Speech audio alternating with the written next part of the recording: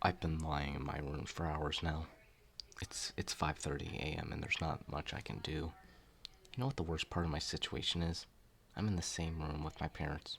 They keep looking at me, and I can't help but not look back and try to cry or scream.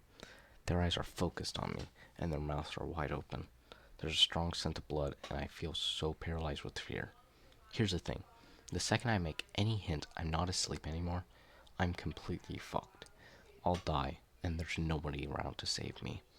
I've been trying to think of a way out, but the only idea I have is to rush for the door, run outside, and scream for help, hoping any neighbor will hear me. It's risky, but if I stay here, I'll surely die. He's waiting for me to wake up and see his masterpiece. You're probably wondering what's going on. I do get ahead of myself sometimes. About 3 hours ago, I heard screaming from the other side of my house. I got up and went to check the noise before I realized I had to use the restroom. Instead of doing the smart, noble thing and investigating, I used the bathroom first. I could have gotten myself killed right then for my stupid actions. But I actually did my business and took a peek outside my bathroom. There was blood on the carpet, and as any other sane human would do, I bolted back to my room, hiding under my sheet like the scaredy I was. I tried to convince myself to go back to sleep and that this was just some weird, vivid dream or something. But I heard my bedroom door creak open, and like the terrified child I was, I peeked out from under my blankets to see what was going on. I could see something dragging my parents into the room, obviously dead. It was not human, I can tell you that much. It was hairless, with no eyes and no clothing.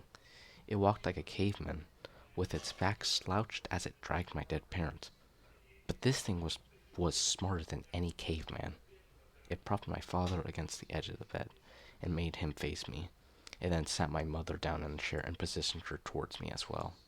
Then started rubbing its hands along the wall, staining it with blood, drawing a circle with the devil's pentagram in it.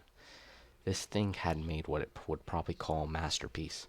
To finish it off, to finish it off, it scrambled a message onto the wall, and that I could not read in the darkness.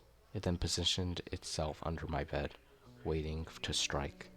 The scariest thing now is, my eyes have adjusted to the darkness, and since then, I can read the message on the wall. I don't want to look at it, because it's terrifying to think about, but I feel I need to see it before I'm killed. I peeked at the creature's masterpiece. I know